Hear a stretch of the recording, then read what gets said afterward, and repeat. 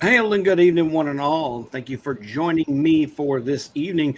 The Authors Outpost returns from a little bit of a hiatus as some work scheduling stuff cleared out. But I've been trying to hook up with this guy for I don't know how many months. And every time we seem to try and you know, we try and get together, this schedules just do not align. Finally, we went ahead and we got it to happen. And we just had to be responsible adults. Yeah, right. Like, oh God, what a hassle.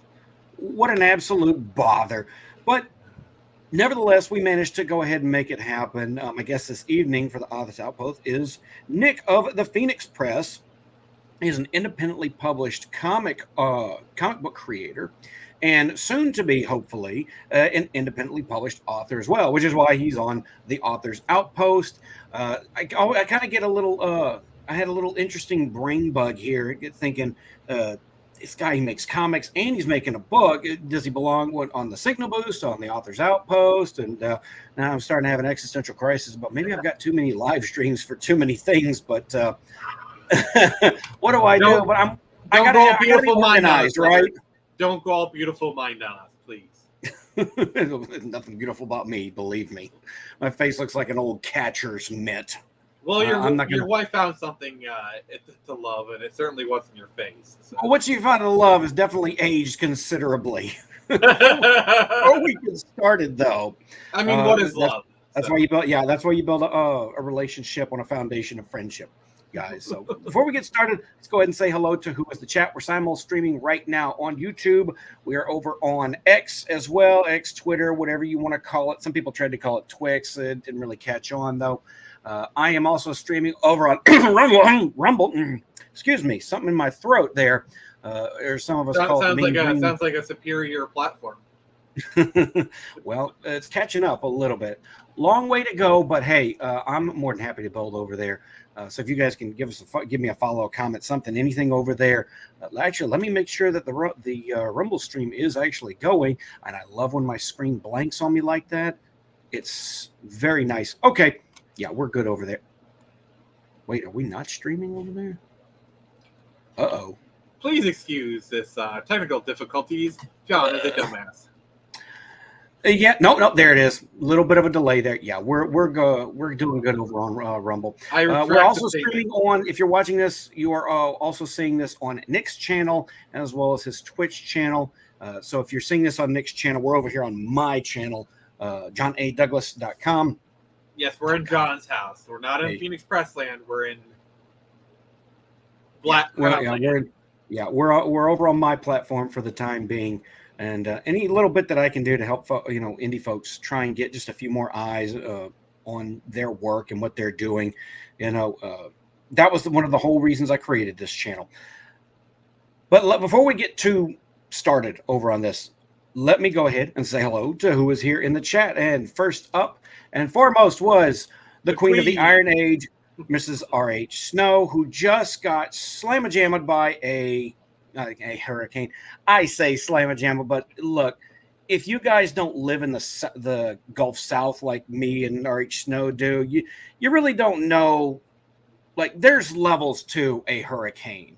And likewise, there's levels of... Speak of the Watcher. Yeah. She got the hurricane that just hit is a Category 1. And if you're experienced in hurricanes like we are, a Category 1 is just a rainy day. Like, it's a little wind, it's a little rain. Most people probably won't even take off of work unless work tells them. And now I am booing the storm to be... I kind of want to see that. Like, I just want to see a picture of R.H. Snow just, like, shaking her fist at a tornado or something.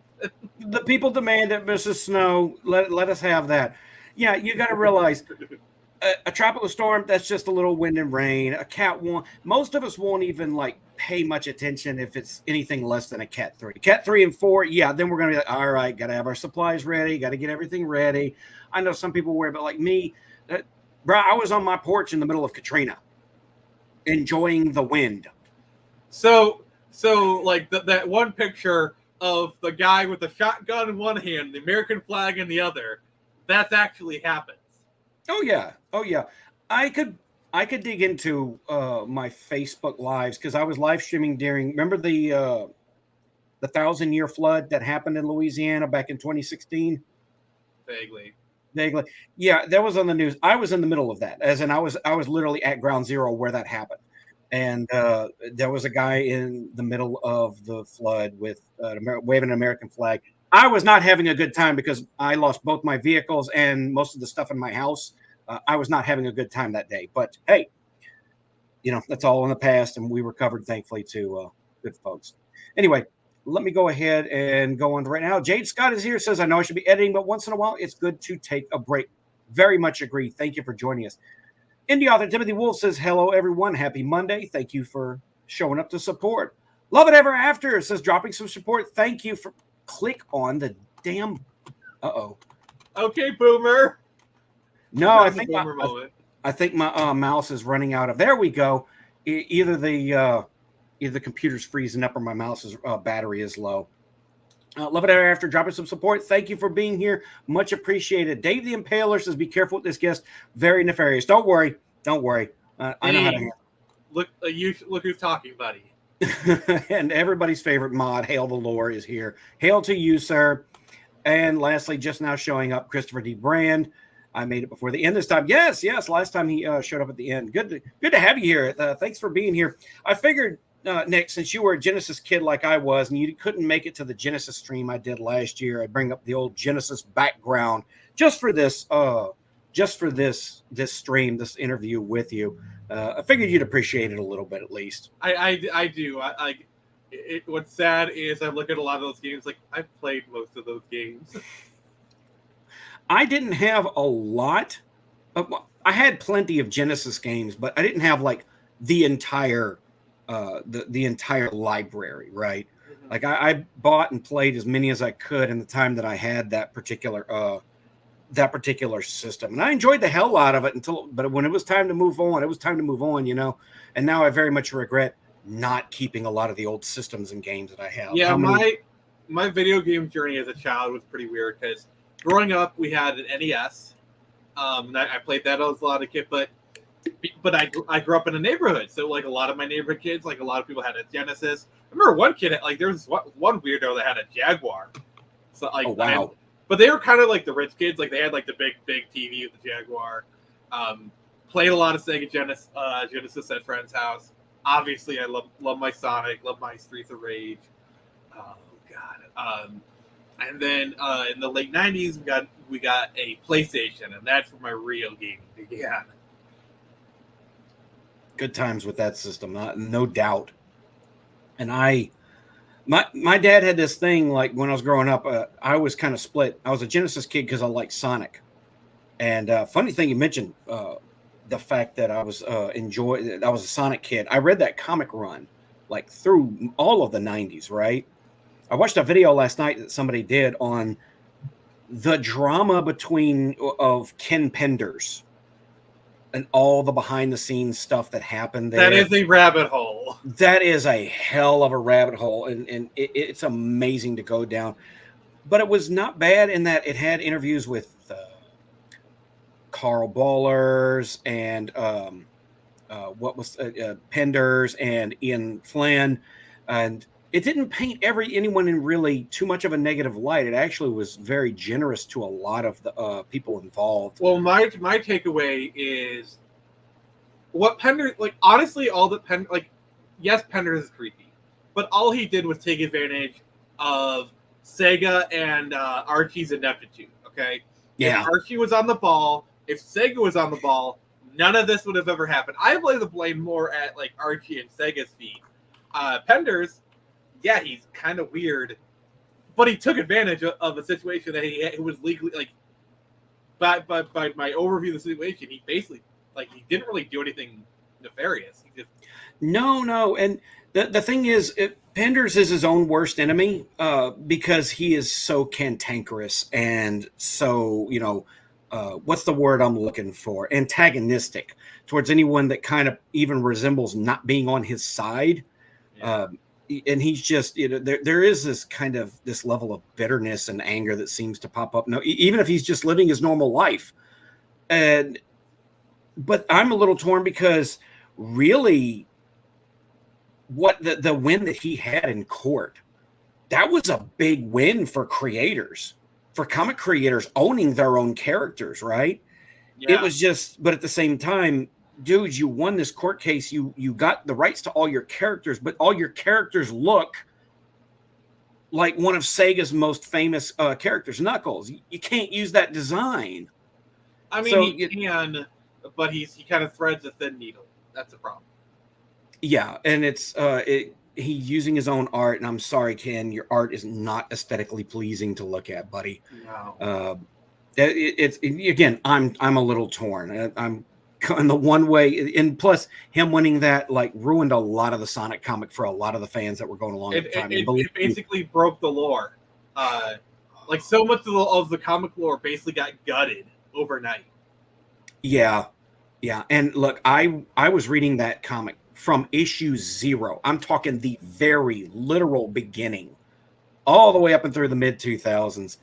And it didn't have the best lore to begin with. Like, it was a very convoluted comic, and they tried to make everything make sense. Believe it or not, though, problem with Sonic is kind of a too many cooks in the kitchen. Yeah. Because Sega Japan had basically their own universe, and even in America, there was no unifying lore. Like, the comics were doing their own thing, the cartoons, like, you had 2 separate cartoons, 2 separate universes. Like, there's so many different, like, everyone's, like, favorite Sonic has all this different lore, and I think they're still trying to have trouble trying to recognize it. Like, the whole Eggman, Dr. Robotnik debacle, Mobius, Earth, like, there's so many different things. Sega Japan really didn't care what was done with the American side of Sonic until it actually started to supersede how popular what they were doing in Japan was. And then every time they released a new game, Sonic Adventure or Sonic Heroes, they had to shove new characters into the I mean, a reboot was probably inevitable, but by that point, I kind of tuned out of the comic, and it was one of my first examples in life of where a depreciating quality of something I enjoyed eventually drove me away to just the point of apathy, which, that's where I am with Star Wars and the MCU. Yeah. So, yes, Draco Nightmare, we are talking about Sonic. We got caught up on we're talking about the Genesis. Now we're talking about, I saw a video last night that went over the whole Ken Penders. As far as Star Wars, which, by the way, that'll be a really good segue into some of my stuff later. But I still love the old stuff. Like I'll still play KOTOR. I'll play Rogue Squadron. I watch the old movies and have a good time. I refuse to not, like, I will not stop loving what I love. Yeah. But at the same time, I'm not going to watch The Acolyte. It is not for me. Well, that's about to be over, and they just released the trailer for the Agatha show that got greenlit when everyone thought the MCU could do no wrong, and now it's being released in the era when it seems like they can't do anything right. Okay, was Catherine Hahn one of the best parts of WandaVision? Yes. Can you make a whole show around her? Like, I certainly seem to think so. A little late on the draw, though. I can maybe see some universe, like there's some story there, but what they have presented just looks so milquetoast. Yeah, I'm over it. I'm almost entirely over the MCU. I don't think they can right the ship. But Nathan Peller says Sonic Chronicles 2 is canceled because of Penders. Never forgive him. I will never forgive Sonic Chronicles for committing the one JRPG rule I cannot stand, which is midway through the game, you break up the party and it forces you to use characters you have not leveled up. So I'm sitting there trying to do like a level 10 dungeon with characters that weren't past level 4 because I didn't want to play with Cream and Rouge and some of these other characters, so I didn't level them up. And now I'm stuck with them. I've got like 2 characters in the party that are capable of holding their own in a fight, and the rest are getting boofed. No, Sonic Chronicles, I didn't finish that game. That it had some good things going for it, but that right there made me mad. I think that's like, if we're going to talk like story tropes, I always find that like an interesting story trope where it's like, all right, the cast size is too big, let's break everyone up. Like Marvel did that for Endgame, where it's like, let's break everyone into individual groups and we'll switch between them just because the cast is way too big. We can't do a whole story with 15 different characters. We'll have 3 parties of 5. Right. That makes sense from a story perspective, but in a game, when it's forcing you to use characters that haven't leveled up, I appreciate games, JRPGs especially, that level up all the characters evenly. If you're going to do that, at least level the characters up evenly. Then otherwise, you've got to go to a former save point. I was stuck, by the way. That was one reason I quit that game, because I couldn't go back. Go back, grind with these other characters, and still the level's always going to be lopsided because you didn't level them evenly. It's very aggravating, very annoying. Mm-hmm. It's a game pet peeve I cannot stand. No, I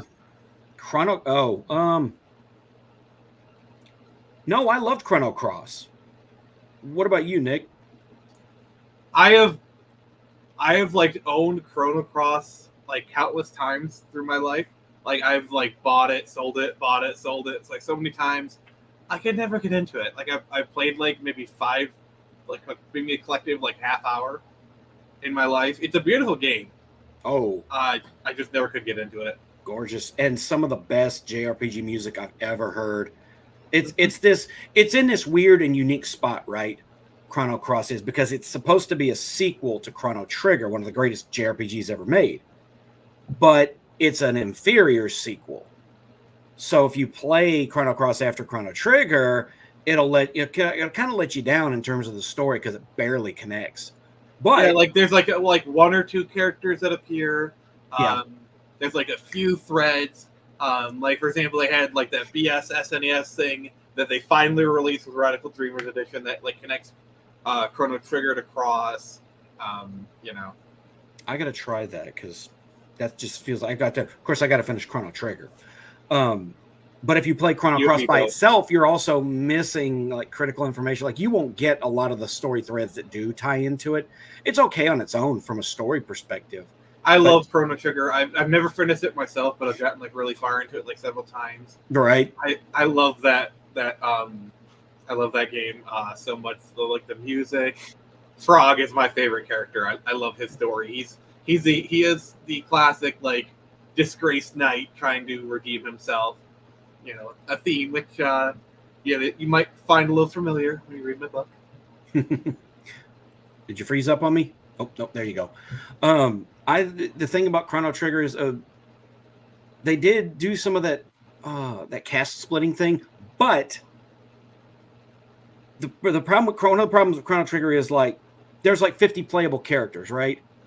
And a vast majority of them are almost entirely non-essential. I'd say maybe 10 characters total are essential. Most people just run through the game with Chrono, yeah, Luca, and Marl. Which honestly, it's a great like those three, like Chrono all arounder. Luca is the mage, Marl's the healer. It is a perfect synergy, those three. Yeah, and I mean at least 5 to 7 characters are like straight up joke characters, right? Like some people have Frog in there because like Frog and Chrono teaming up, you get like some good cross combos with them. Maybe some Robo or the dinosaur lady, and then Megas. Oh, I'm talking about I'm talking about Chrono Cross. Oh, I'm talking about Trigger. Yeah, we're in a different game. We're talking about different games here. Yeah, no, in Chrono Cross you have like 50 playable characters that you can recruit across the course of the game. Not all in one playthrough, mind you. You have to, because you may have a choice of one character over another. If you recruit one, you can't recruit another. You have to go back and do a new game plus to get like all 50. But so many of them are extraneous and you just don't need them. Yeah. But that's neither here nor there. All right, Snow has never played Chrono Trigger. It's a classic, although arguably, like Razorfist likes to say that it wasn't a classic until it became popular when emulating became popular. And that, I don't know, I wasn't an SNES kid. I'm just going to say that title belongs to Earthbound. Earthbound definitely became popular because of emulators. Yeah. Because nobody talked about Earthbound prior to like the 2000s. Because as far as Chrono Trigger, now obviously we're both old. I don't know. I do remember like some people. No, we're of a certain vintage. I do remember some people talking about Chrono Trigger in the 90s. It definitely became more popular with emulators, but I want to say it had some like same thing with FF6. Like FF6 had a fan base, and so did Chrono Trigger, but definitely became more popular with emulators. Earthbound, its popularity is solely due to emulators. That I can say definitively. I mean, raise your hand if you never even heard of Earthbound until Ness showed up in Smash Brothers. You know? And 99% of the people who have played Earthbound have never even touched the SNES card. Yeah. I mean, I was a Genesis kid. I played my fair share of SNES games.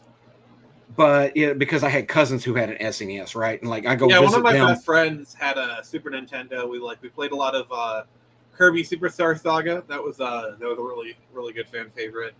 A bunch of beat 'em ups. But yeah. A lot of people, the Avian Pillar says Chrono Trigger is a classic in the 19 back then. It was considered, you know, a lot of people, I get in trouble with a lot of JRPG fans when I say, to me, the PS2 was the golden era of JRPGs because, my God, it had so many. PS1, like PS1 is the golden. Like it's kind of like one of those like the best Zelda game ever is the one you played when you're 12 kind of scenario. A little maybe, but look, if you name a JRPG that was big on the PS1, odds are there's like 2 or 3 sequels on the PS2 as well. Like, I'm not saying the PS2 wasn't an RPG machine. The problem is the PS1 also was, so was the Super Nintendo. I mean, hell, you can even make the argument with the PSP was a huge RPG machine. Because RPGs are my favorite genre of games. So, like, those have always been my favorite. They even had a few gems on the Xbox 360. That was 2 of my favorites were on that system. I mean, the Xbox itself, Xbox was more Western, like had some really good Western RPGs. Yeah. Like obviously, like Morrowind on the Xbox is kind of a big deal. Obviously, KOTOR. The discussion kind of ends there. Like there's a few others, but the discussion pretty much begins with Morrowind and ends with KOTOR. Oh, Jade Empire was there. Oh my God, yes! I actually have the Jade Empire soundtrack signed by the composer. It's one of my favorites. Oh wow, cool. I would bring it out, but it's propping up my router right now. Well, we could nerd about games all stream. I'm not gonna lie, because I hardly ever talk about games. I probably should do some more gaming related stuff on my channel, because even though I don't play as many games lately, what are you playing lately? We'll kind of lead the game discussion here. So nowadays I'm primarily a PC gamer. I have a laptop and a Steam Deck. I just thought I'd flex in there a little bit. So I play a lot of PC games, but like the one I've been playing a lot is Hogwarts Legacy. That's definitely the game I've been binging a lot because they have the Steam Summer Sale going on, and I got that game for like 30, like actually not, it was like $23, and I gotta say it's really enjoyable. I feel like a lot of people bought that game as kind of a FOMO when it came out, because it had the controversy attached to it, being Harry Potter. But man, everybody who played it said they liked it. It does have a lot of like modern game design tropes, like Revelio, which is basically like Batman Arkham Vision. Like press this button to reveal things. Like, I mean, not gonna lie, I press Revelio like every 30 seconds, so I'm calling myself out there. But the thing is, the characters are good looking. They don't have like the DEI faces. Like they're reasonably attractive. The action stuff like with the spells is actually pretty good. Like the boss encounter it does have some repetitive design, and it kind of falls into like a lot of the open world tropes. It's a solid 8 out of 10 game, I would say. It's not revolutionary. It's not changing gaming, but it's a good game. That's good to hear. I went back and started playing Mad Max again because I didn't finish it in 2015, and I'll just put on like a podcast or a stream and just, bro, I'm loving it. I'm loving going through, clearing out the wasteland. It's such an underappreciated gem from that era, and I think it holds up pretty well. Yeah, I need to get around to playing that at some point. I'll probably pick it up in a Steam sale at some point. I highly recommend it. Although, and if you do pick it up, let me know. I can give you a few hints because, like, you can get pretty much max leveled before the halfway point in the game if you just don't mind sitting and grinding a little bit. Oh my God, this is why I love Final Fantasy VIII. Is you can bust that game wide open from like very early on because like the mechanics, once you actually get a handle on them, it's so easy to just bust that game open. So in Final Fantasy VIII, you get experience from monsters, but that's actually a bad thing because the monsters scale to your level. So what you do is there's a GF ability from Quasicall called Card, where you can turn an enemy into a card. You don't get experience, but your GFs get experience. So you can level up your GFs, and you can junction better stats. You can have better stats. So you're really powerful, but you're still low level. And because you're really powerful and you're still low level, the monsters are low level. I bet you didn't find that in a game guide back in the day. No. So basically, there's levels to this. Like basically, you just spend whenever I do Final Fantasy VIII, I spend like 5 hours just running up and down the beach outside of Bellum Garden because there's these 2 plant monsters that give 6 AP per fight, as opposed to the other ones that's like one or 2. Oh my god, it's so easy to bust that game open. I love it. It's always fun to find little exploits like that. And I don't have the time to find them, but God bless everybody over in the GameFAQs community, because the people who had no lives that put so much time into compiling all the little tricks you could possibly find, that it's amazing to me. But I actually like grindy games nowadays because, like you said, like the whole put a podcast, a YouTube video on. Like I like that because I can just mindlessly play the game. Like I'm playing like one of my favorite things to do is to just lay on the couch, put on a YouTube video, listen to the YouTube video, and play the game. Yeah. It's more just like I'm playing the game, I'm enjoying it, but I don't have to think about it too much. That's like bliss to me. Yeah, it's very relaxing, especially get a nice little snack.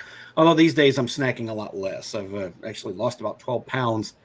Nice. Started back working out and intermittent fasting a couple weeks ago because, I'm not comfortable with where I'm at from a health perspective. But as fun as to talk about video games, let's get to the reason that we actually are here, which is... Wait, we're not here to talk about video games? Well, I mean, we can if you want to. You're the one being interviewed, but I figured you want to talk about your... All right, everybody, chill. I figured you want to talk about your comics and your upcoming book. Wait, I have comics? You do. In fact, I have a couple of them right here. Birdie. Screecher and 20... How do you say it? 2100 Samurai. 2100 Samurai. Okay, because I've just been calling it Samurai. That's just me. I've heard lots of them. Like I've heard some people say like Samurai 2100. I get lots of them. I just tend to roll punches on it. It is what it is. Whatever your fans prefer. How did you get into? How did you start wanting to making your own comics, bro? I've always been like a comic kind of good like comic book fan growing up. I've never really big into it, but I was like I read my fair share of comics like the Nightwings. Shout out to Chuck Dixon, his Nightwing run was really great. The Marvel Ultimate Teen Titans. Like I'm a DC guy through and through. I do like some Marvel stuff, like some X-Men, some Daredevil, Spider-Man, all that good stuff. But basically, like towards the end of my high school career, I kind of started to get into writing.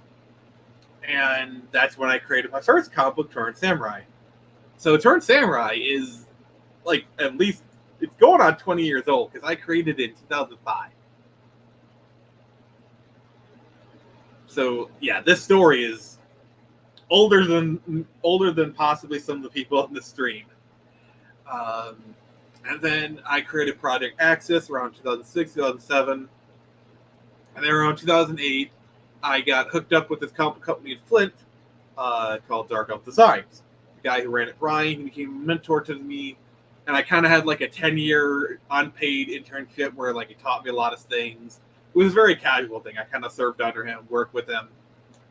But things really didn't start to heat up until about 2017 or so when he wanted to do like another big push for the comics, and I had recently befriended an artist because I was part of a game design team for a Dreamcast game, and basically we released my first comic in 2018.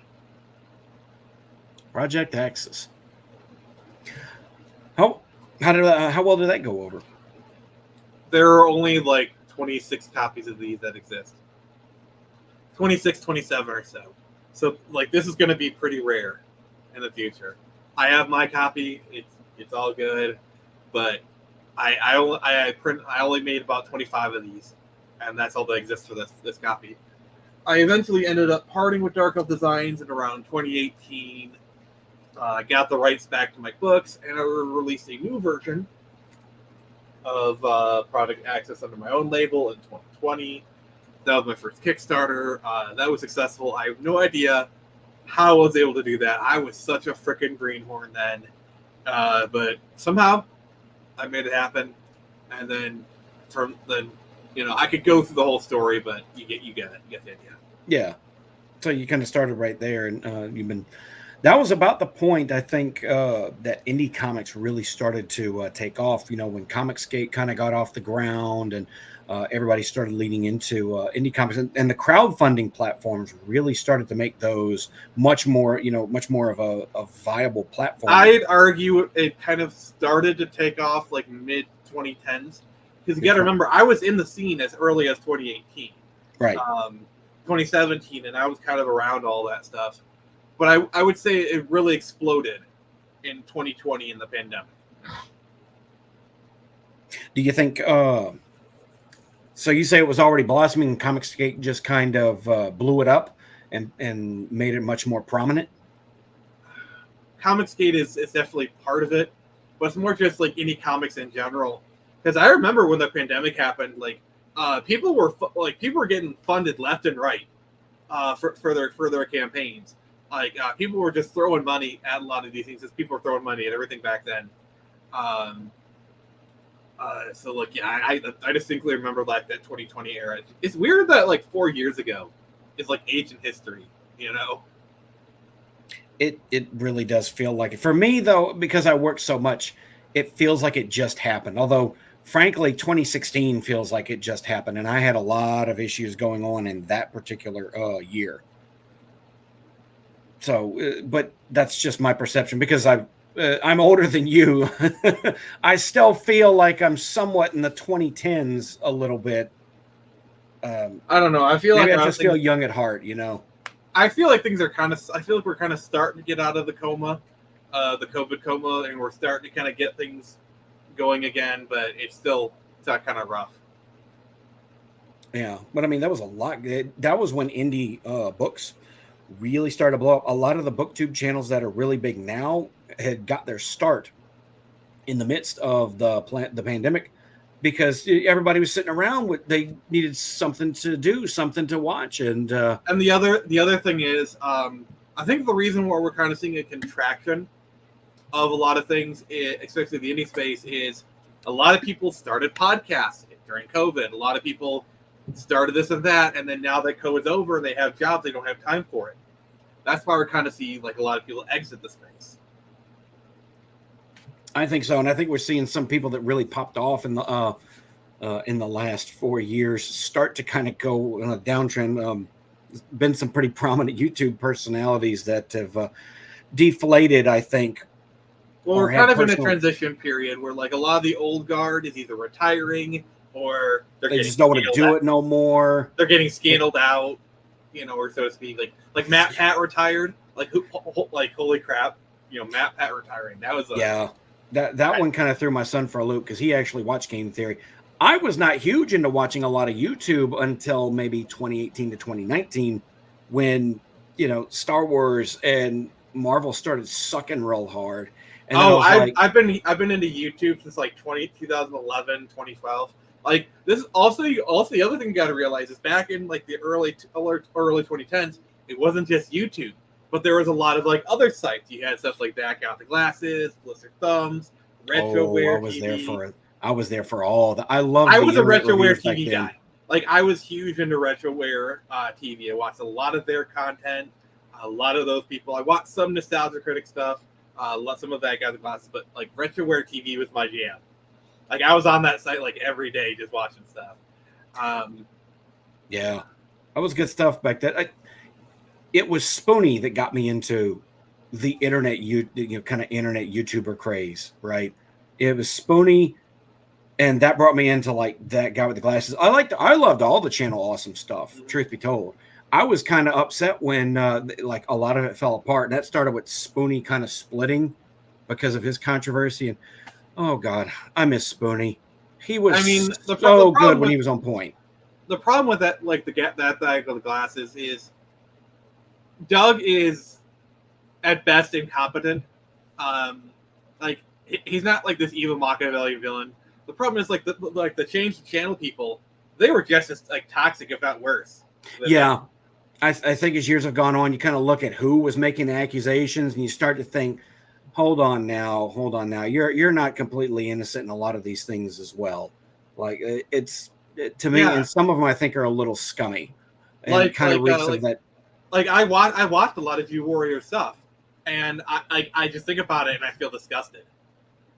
Yeah, and look, not for nothing, but like the way they just. I think they put out their retraction at the time when Change the Channel come out, and Doug Walker himself didn't wade into it, didn't turn into drama. He put his head down, pushed ahead, and he's still making videos. He's still doing, and his videos are good. Like I know you can look back at some of the old Nostalgia Critic stuff and go, "Why did I enjoy this?" But I mean, he's really. I mean, honestly, the older Nostalgia Critic stuff is still funny. Like a lot of if you look at a lot of the jokes, yes, they're dated, they're old, they're a bit cringy, but they kind of still work. Like if you like, they still land. Honestly, in my opinion, I think it's a mixed bag. I think it depends, because about the time the internet reviewer craze started to die out some, I think maybe about 2011, 2012 or so. That was because they were all doing the same thing. They were all like, "I've got to review this awful thing, and it sucks." Well, the thing is, all the screaming. All right, I got to interject here. The thing is, like, I was very active in the YouTube retro game community, which was like 2011 till about 2016 ish. Like that was pretty big, and a lot of it was centered around channels like the Game Chasers, Johnny Millennium, Games 31, Pete's Game Room, like a lot of those people. I watched a lot of that kind of stuff. In fact, actually have like 1 second. Let me go grab some DVDs. Go ahead. I'll read off a few comments we got here. Dave the Impaler says, "Doug has always rubbed me the wrong way. Something about his teeth." Okay. I've heard of worse reasons. So yeah, Game Chasers were like one of my favorite things ever in the early 2010s. Charlie B, thanks for dropping in. Good to see you, sir. So basically these guys, they basically just like went to like flea markets and like just went to places and bought games. I love that kind of content, like Pat the NES Bugs Flea Market Madness or like Retro Liberty. But this is the first 3 seasons of the Game Chasers, and it kind of charts my fandom of them. So you have season 1, it's pretty worn. Season 2, it's open, but it's like lightly worn. And then season 3 is still sealed. See, that was a whole different side of YouTube that I wasn't watching at the time. In fact, I kind of drifted away from a lot of things between like 2012 to maybe 2018 or so. And I started to get back into YouTube about 2019 because that was mainly what my son watched. And I was kind of wanting to watch channels he was watching. YouTube is my television. And it's been that way for like almost 15 years now. I was trying to connect with him on some level. We both watched Just a Robot, and then I split completely. That led me to Neurotic, Geeks and Gamers, Eric July, a lot of the channels that I enjoy to this day. And it's like, I'm going to be honest with you. I never really got much into a lot of those like talking head comic channels because they kind of all say the same thing. And all right, this is going to catch me some heat. They got a bit of an ego problem. I don't know. I have always been a fan of talk radio. Mm-hmm. So when I was, I would usually listen to talk radio from the time I was 13, whether it was that or podcasts. We had a local show here called Walton and Johnson. I listened to that for decades. And so I've always listened to people talk about pop culture and entertainment and politics and stuff like that. So that's always been myself. You can see why I would end up, going towards that. He, on the other hand, went towards like independent animation, SCP lore. He loves lore videos. He loves theory videos, things like that.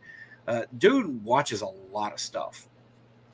Yeah, I mean, honestly, if you look through like my YouTube subscription feed or whatever, it's very eclectic and it shifts, but I do enjoy I was actually a talk radio person myself.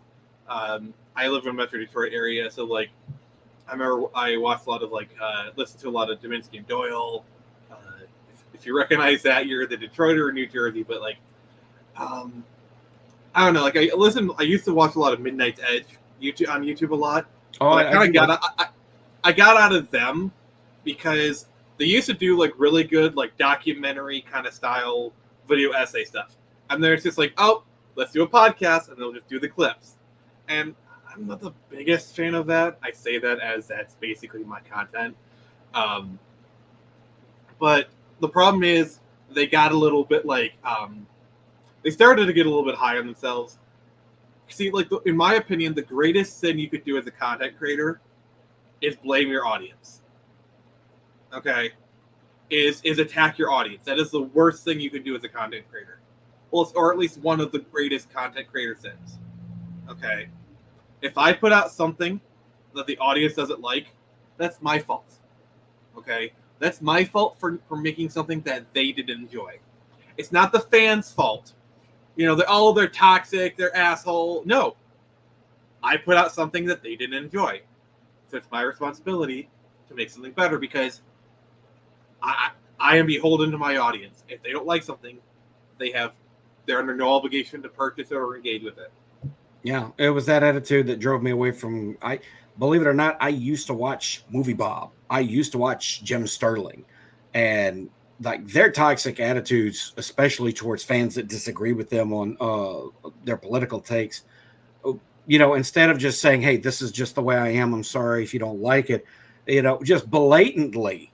It's why I'm falling out of attacking. love with Razor Fist. Like I'm not completely there yet, but the guy is slowly crawling more and more up his own asshole. And I still like his content. I still think he's smart. He has better comics than I do. But I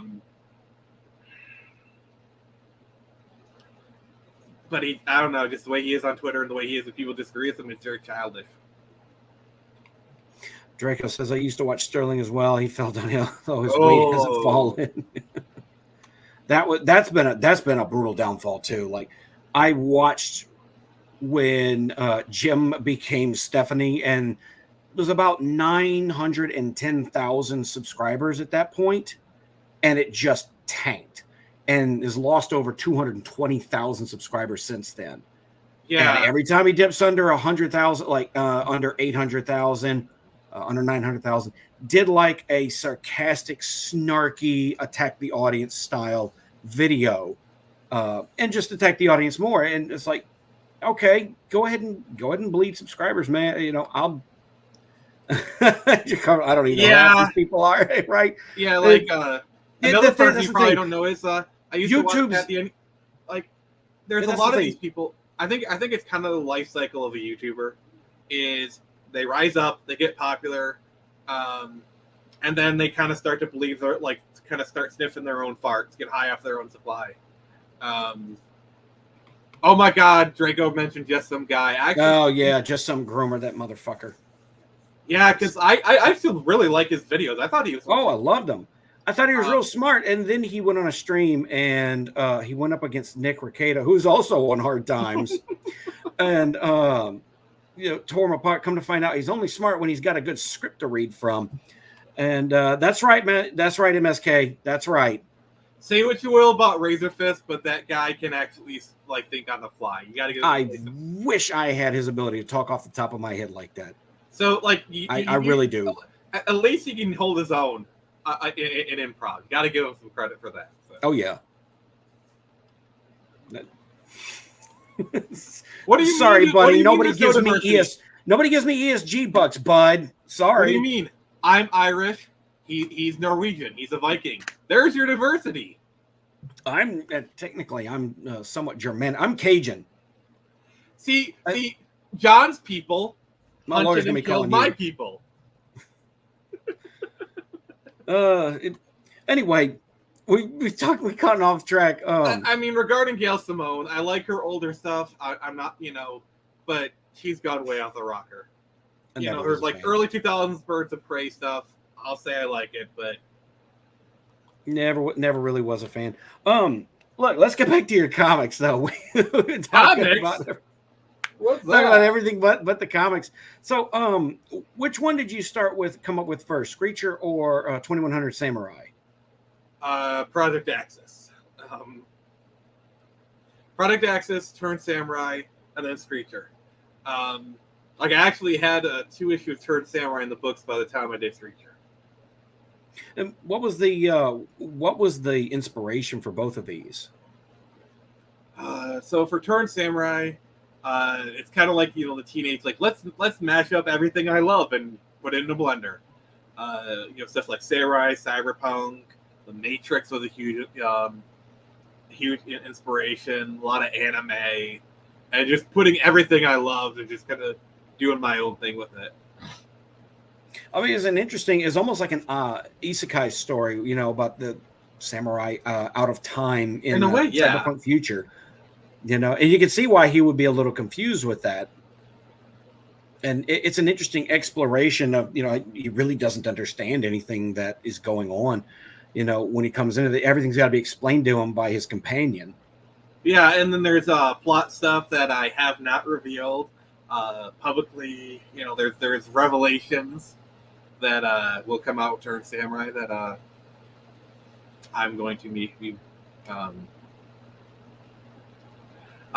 Yes, I actually do get the comparison to Samurai Jack a lot.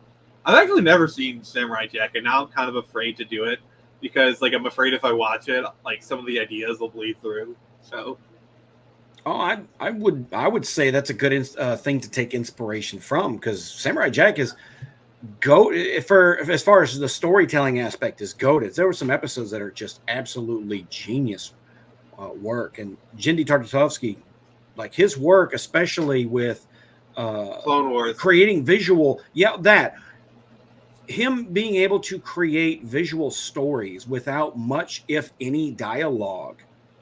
That's a talent. That is a talent. That is such a lost talent these days. Speaking from a writer's perspective, a lot of writers, they have a very bad habit of, like, over-explaining, over-emphasizing. Like for example, I've edited a bunch of scripts, and then I don't know how many times it says the hero goes through the tunnel. It is very dark, and then the hero says, "Wow, it's very dark in here."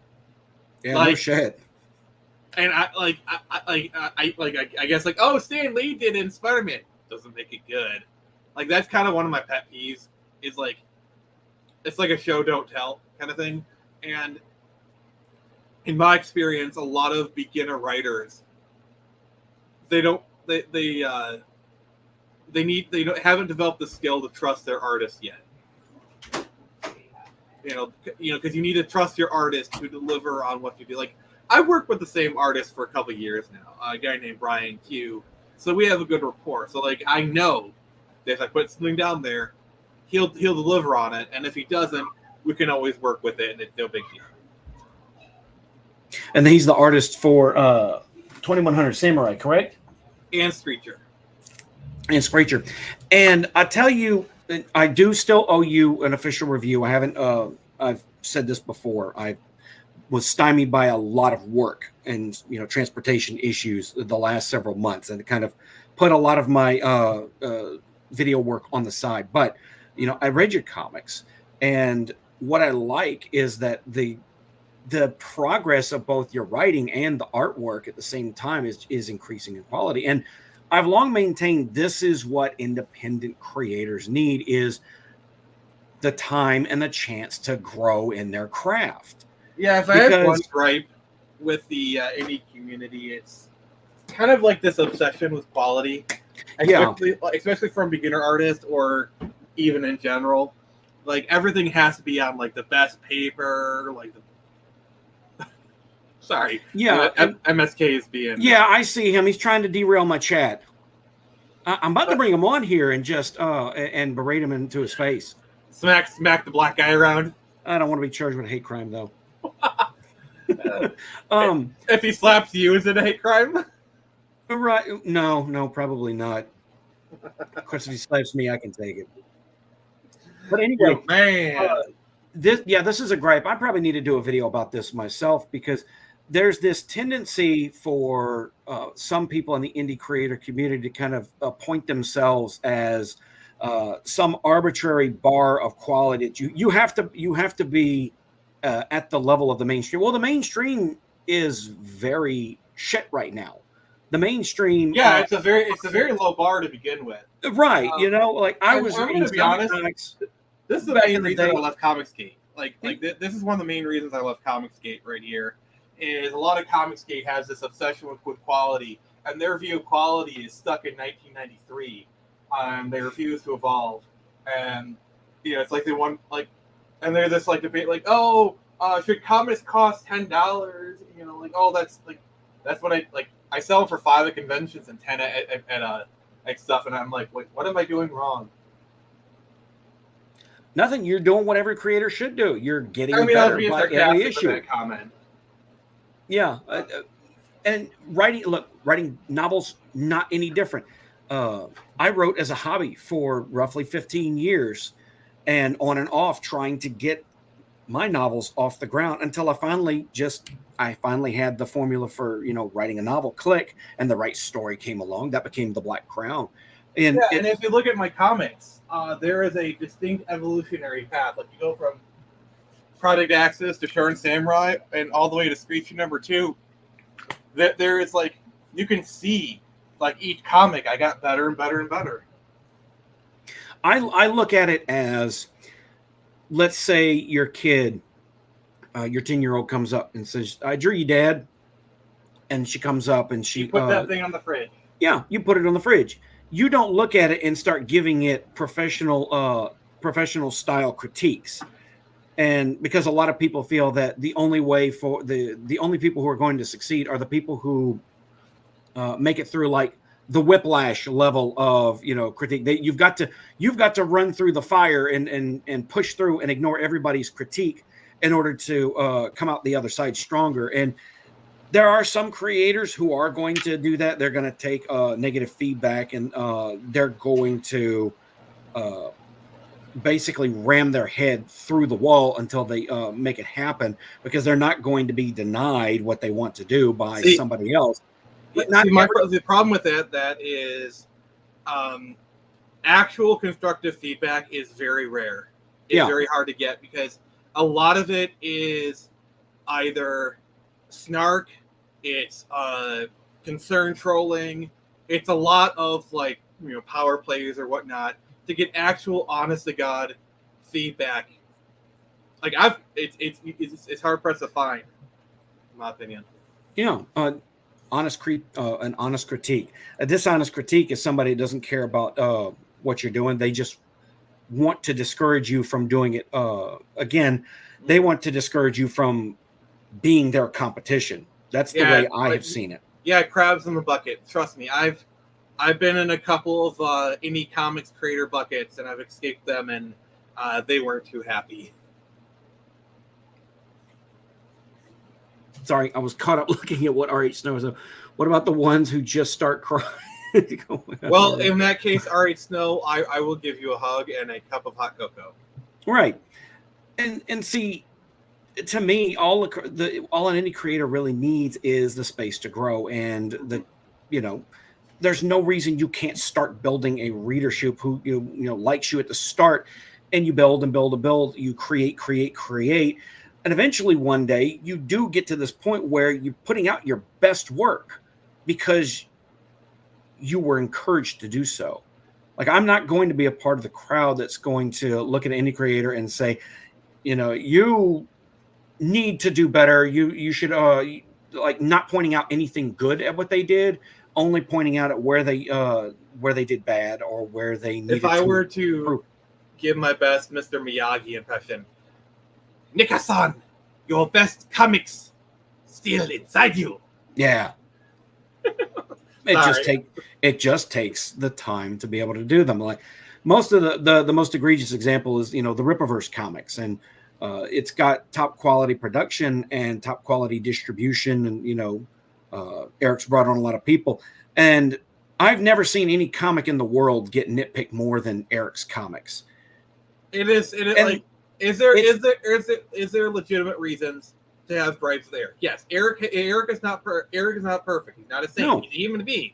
He's done some stuff that we can criticize, but to this level, I am convinced a part of it is racially motivated.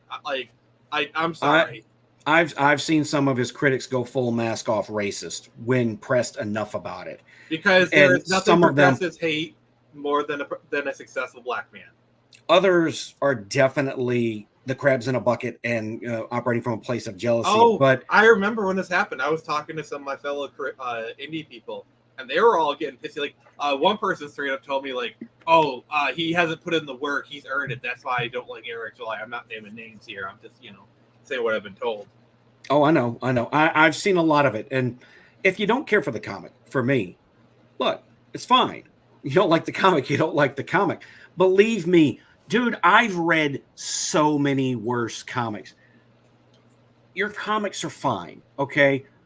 I read some of Ken Pender's worst work in the 90s, okay? You're fine, believe me.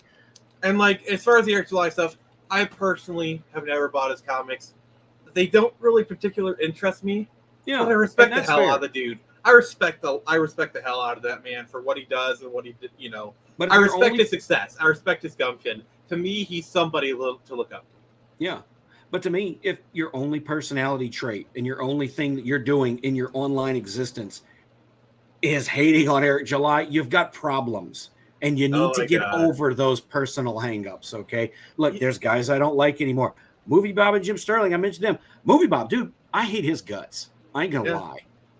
From a personal level, he's a bit of a lol cow, but deep down, he is a genuinely bad person. It's the same He's thing a with me. bad human being. Like there's people in the indie comic space that I genuinely do not like. Yeah. And But- I used to attack them, but then I realized, you know what, Nick, stop that. Just shut the F up, do your work, and let that do the talking. And I think I've been better for it, both emotionally, professionally. I still don't like them. I avoid them, which is fair. I just shut the F up. Yeah. Hale Lore brings up an interesting point here about the Eternals. Like I never even heard about the Eternals before they announced that movie. Like even the greats had stinkers, okay? Mm-hmm. But even hacks get paid. I mean, have you tried to read Kirby's New Gods? Like the art is amazing, but the dialogue is terrible. Look, Kirby cannot write. I'm sorry. Kirby is like literally in like the top 5 greatest comic book artists of all time, but he suffered from artists who write syndrome. many such cases. Yeah. I would love to have the whole package, right? Being able to draw, being able to write, being able to Hey, I'm talk at off least the top of happy my to be head blessed. well. I'm at least happy to be blessed. I can string words together well. That's that, and I'm, at least I got that. So I'm happy. Yeah.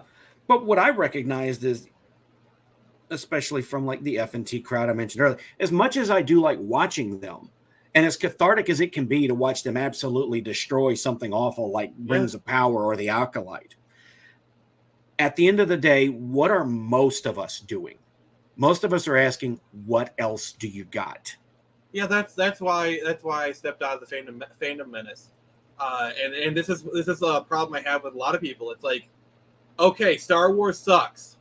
What are we going to do about it? And you want to know what I did? I wrote a novel. There's your segue, sir. Good. Yeah, good transfer. I wish I had the page ready to do it, though. But as I always say on An this hour show, into the show, I we actually are start never- talking about my book. yeah, on this show, we are never prepared and have. God, this is my favorite thing to say, and I always forget to say it. Always unprepared, no expense considered. I don't know why I can't ever remember that in the order. All right, Hammond. So you did say that you did what most of us do. You wrote what you wanted to read. Yeah. So you wrote a book called Lost Kingdom. Tell us about this book, man. So first off, this is the cover. The art was done by my boy Sevius, who's done covers for a couple of my cons before. And the dressing is more just a temporary thing. That just kind of gets your idea off. The final book will have better dressing. I'm just going to say that right now. I threw that on there just to kind of give you an idea. But Lost Kingdom is basically kind of my answer to Star Wars. And like Star Wars, I look to a very familiar source, The Hero's Journey by Joseph Campbell. And I kind of did a twist. So you're familiar with the hero's journey formula, correct? Yeah. So what I did it's pretty is, ubiquitous at this point. yes. But I decided to tell a hero's journey, but from a mentor's point of view. Hmm. So, like, imagine Star Wars, but from Obi-Wan's perspective, okay? And so, doing that kind of, like, that twist, you know, and it's a kind of a familiar yet different kind of thing. Basically, keep talking. I'll be right back, okay? These mentor characters are known for their backstory, like Obi-Wan with, like, the Clone Wars and all that stuff. So basically, I kind of had to reverse engineer the character, and I think it really impacted the story. So I had to come up with, like, this huge involved kind of, like, the backstory for, like, the motivation. So the main character is a person named Justin Lamont, and 15 years before the start of the story, he was the Captain General of the Kingsguard, and basically there was a usurper war. And the night the capital fell, instead of dying like he was supposed to, he flees like a coward on the Royal Starship. But right before he leaves, he has an encounter by the Queen, who offers him a child, the Prince. And he refuses. So here you have a man who has a sworn duty, who is honor-bound to die for his king. His whole life is wrapped up in this idea, okay? And then he abandons it. He makes a choice kind of in an instant, almost. And he regrets it. It's like you betray your own personality. You betray every sense of self you have. So flash forward 15 years later, he's living in the Alpha Centauri system. Because this story takes place in the 4000s, in our solar system and the surrounding areas, by the way.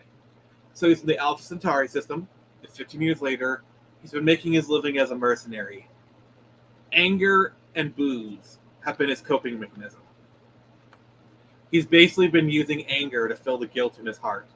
And it's been poisoning his soul this entire time. I kind of drew upon an experience I had in 2014 where, like, I had a bad breakup where a girl cheated on me. And I used anger as a coping mechanism, and it almost ruined me. I know that feeling. Yeah, luckily I was able to get out of it, but that's kind of where I was drawing that well from.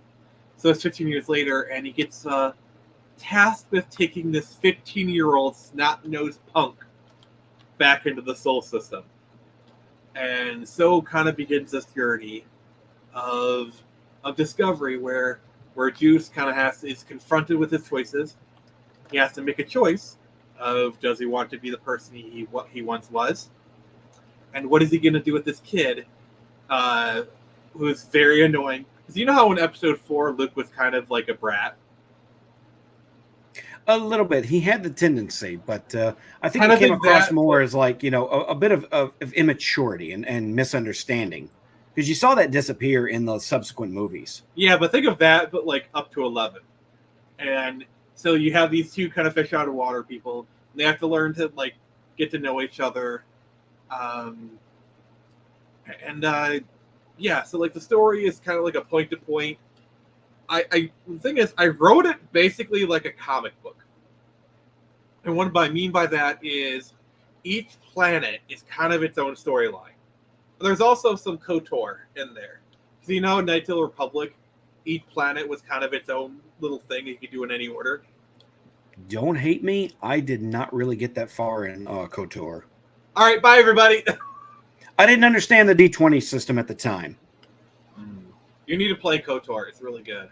I do, and I want to. I've got a Steam account, and whenever I get around to finally streaming games, that's probably one of the highest on the list. Yeah, for sure. But I forgot where I was going with that. Two fish out of water. They're on the different planets. So it's like each one is on. So basically, each planet is basically like one or two chapters of a book, and it's kind of like its own semi-self-contained story, but it all kind of moves forward. So like each chapter is like an issue, and each one or two stories is like its own kind of like mini thing. and then you have like the full volume 1 kind of thing. So that's kind of how I chose to wrote it. So it's an interesting setup. Me too, Arch Snow. Me too. But yeah, so this is designed to be a trilogy. There's 3 books planned. Okay. And yes, Star Wars was a big influence on this. Like kind of going to back of like the people complaining about Star Wars being crap, I decided to do something about it. I wrote kind of basically like the kind of Star Wars that I wanted to see. You know, and I'm actually really proud of this. I've got a first draft. It's already written. It's currently 84,000 words. Writing people that so John, can you translate that for the non-writing people? What? 84,000 word first draft. 84,000. That's not bad. Like, it's not a huge chunker, but it's that's very manageable. All right, thank you. Yeah, I needed some translation for that. And so basically, I'm doing a Kickstarter because I'm trying to raise money for an editor. I already have an editor hired. It is the Iron Age stalwart, Daniel P. What's the last Daniel name? P. Riley. Yep, sorry, I keep missing his last name. Daniel P. Riley. He's already on board. He's already agreed to do this. It's mostly to get money for him. I would like to do a full print run of this beyond the Kickstarter stuff. That's where the stretch goals come in. Mm-hmm. But we're just gonna go for like $1,500 to kind of pay for his stuff and then some. And I'm hoping to have this out next year at the latest. Not bad, man. And look, nothing. I cannot say enough good things about Xevious as an artist and a solid dude. Naturally, your cover looks fantastic, and I have long maintained that your cover is arguably like it's 90% of your marketing, especially in a genre. Why do you think I paid the big bucks? I honestly think that's money well spent. Because and it will have better, like I said, imagine this with like the full professional dressing on it with all this stuff. Like it's gonna the typography. Yeah. Oh yeah. He's dude is fantastic. Yeah.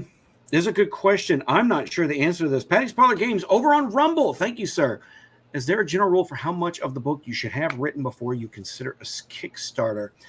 I can't answer that because I have my book written. I kind of did it just the regular way because I make pretty okay money. I don't have a lot of money because a lot of it goes to bills, but a lot of it also goes to funding books and buying books. And basically, John just stopped going to strip clubs for 3 months. That's how he paid off his book. And so I haven't done the books through Kickstarter yet, but that's a good question. I may ask that of one of my friends that does do it. His name, one guy I know that does it is Brian Nehmeyer. He's an indie author. He's one of the indie authors that kind of helped me become an indie author as well. Yeah. And he does all his books through Neo Patronage. Yeah, I'll be totally honest with you. When it comes to the indie author space, I am flying blind. If you want to ask me questions about indie comics, I can answer that with confidence. Like I think I can speak with authority there. But when it comes to books, I am totally new at this. I'm kind of been relying on John a lot to kind of steer me in the right direction. I mean, what's a better captain ship than this guy? So, but yeah, I am not the person to ask about books, comics, but not books. Yeah, I'm actually kind of wondering that myself because it might be viable for me in the future. I would like to know if that'd be viable for myself because it would help me avoid a lot of overtime and when it comes to because the cover is going to be the biggest cost, and yeah, there's some people out there who argue in the indie book space that cover is not nearly as important as having a great story, but those people are wrong. This is genre fiction, okay? And I was a reader long before I was a writer, and when it comes to genre fiction, this is the kind of cover that grabs me by the throat and makes me want to read it. Yeah. You absolutely cannot put a price tag. And now there isn't something. Well, there is of a argument price to be made. tag for this cover. I'm not going to Right. propose it, but And that's all well and good. And everybody knows that these covers they're not cheap. The better they are, the less cheap they are. The better they are, the more expensive they are. There was an interesting conversation several months ago between my friend Ryan Williamson and Bryce O'Connor, who was published by Wraithmark Books, about more or less. Bryce was saying you have to have this level of professional looking to help your books look professional. Ryan, on the other hand, he's a big AI art advocate. opinion discarded. Yeah, well, he's not arguing so much for the AI art covers, but that a lot of these covers are are way too expensive for who they're being sold to, and that a lot of indie authors don't always recoup the cost of the cover. And I would that's say the risk of doing business.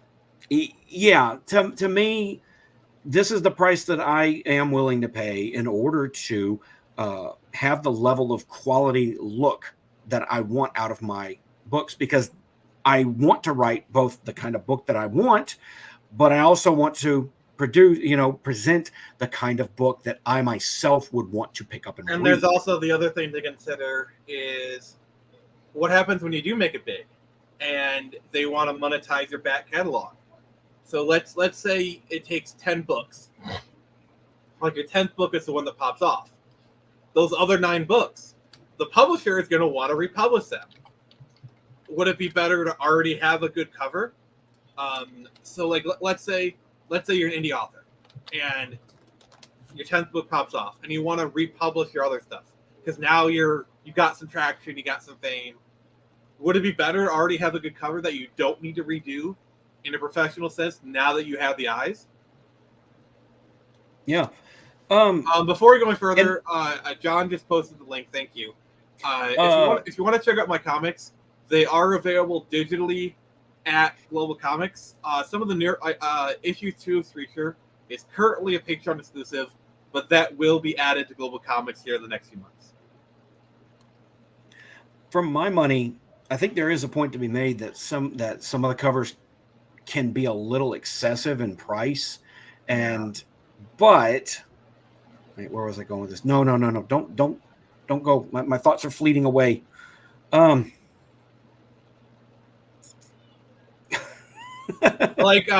lost my train of thought. I'm sorry. I'm gonna put this in the comics context so that it's easier for me to get my point across. Let's say you're a first-time indie comic book creator, but let's say you're a dentist. Okay, so you have lots of free income. Let's say you hire Rob Liefeld. You pay the $5,000 to have Rob Liefeld do the cover of your comic. Yeah, but you're a first-time comic book creator, and your writing is crap, and it's a crappy comic. It may look pretty, let's say you get a good artist because you can pay for it. That is a case where, yeah, maybe you should have taken that $5,000 and took a writing course at a college or something. But Patty's Parlor says, I think you should do what you want to make your product. If you're not familiar with the Red Room, they do RPGs. They built their business with AI art. Now they can afford all commissioned art.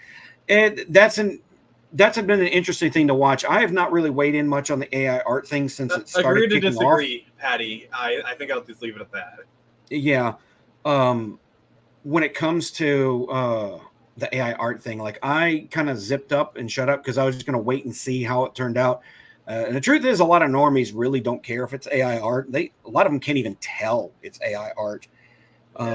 Fortunately, I'm not in agreement with AI written books because it's very much slop. I'm sure to an artist, AI art looks like garbage.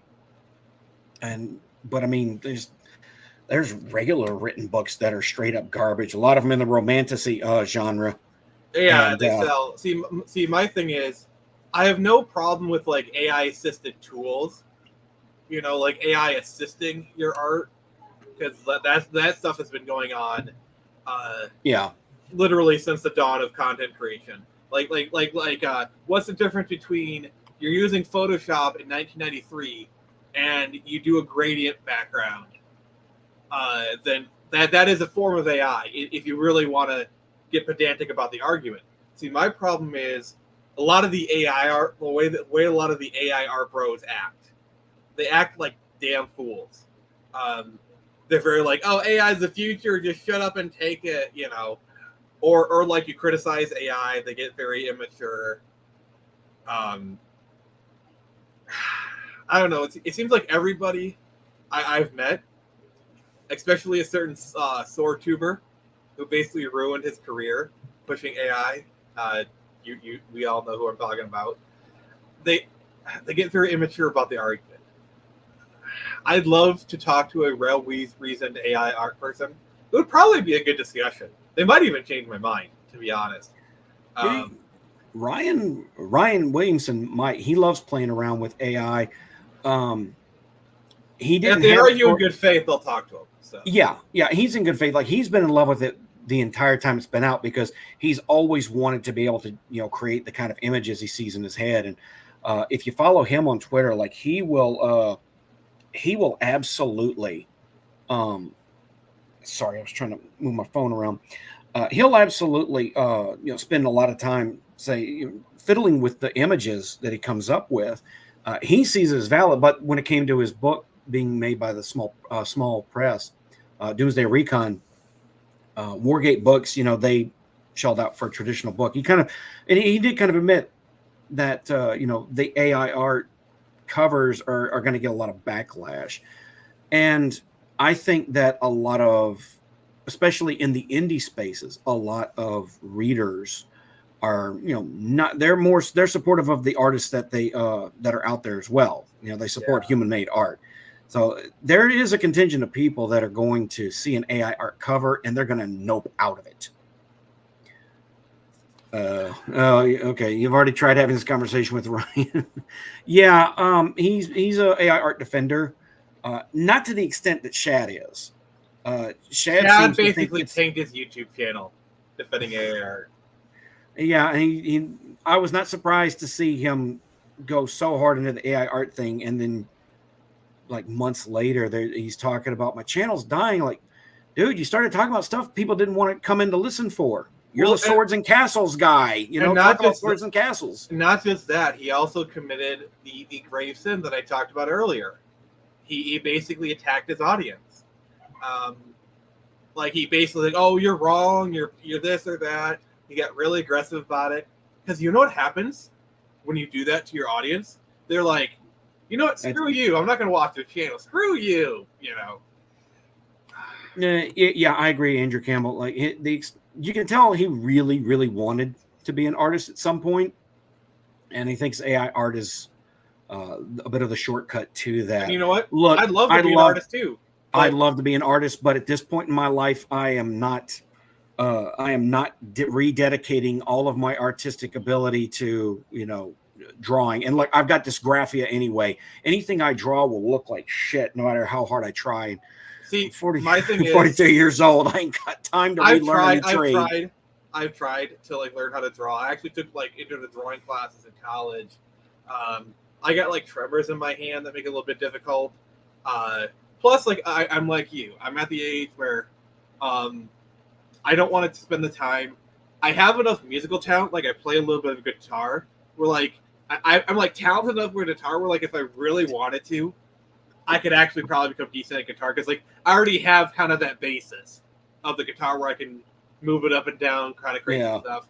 To where if I really wanted to and I learned, I could actually get better at it.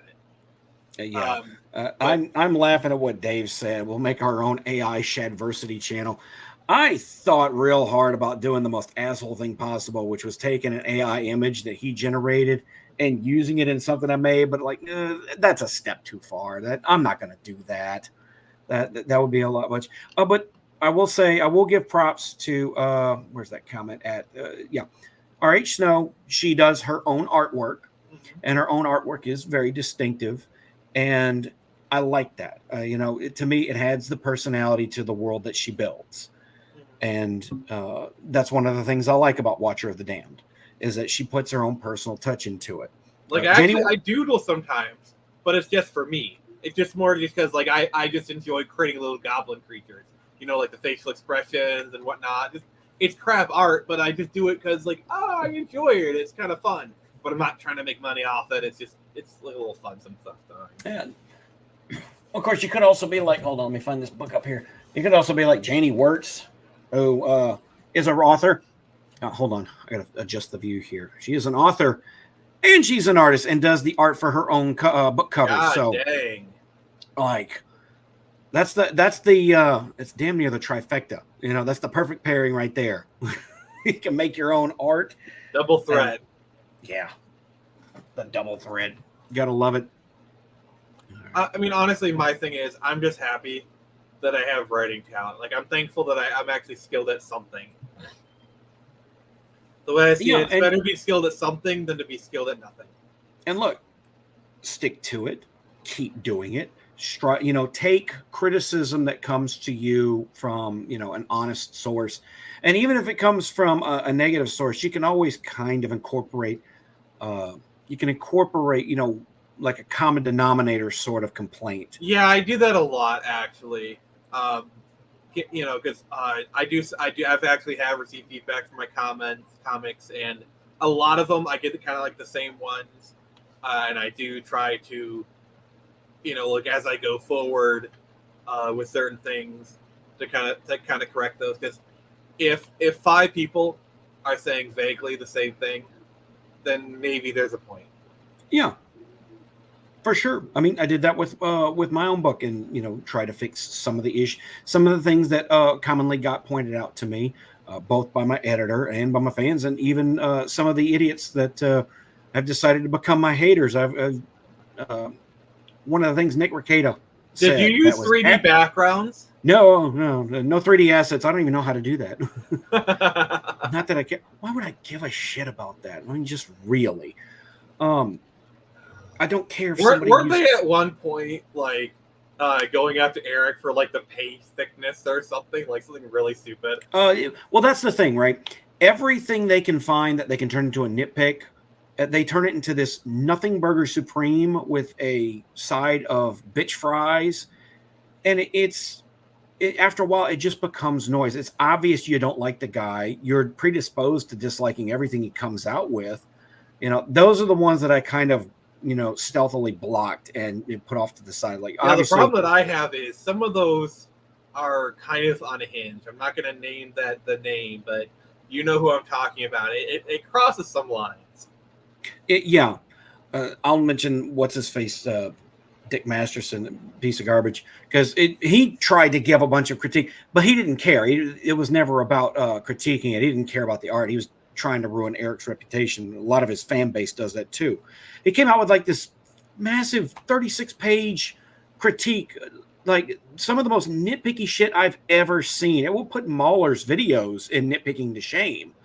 And I mean, like, it's one thing, like, if you love or hate EVS, at least EVS is an artist, and when he critiques art, I at least give some credit to his critique because he's an artist himself. So, like, I'll put some weight behind that.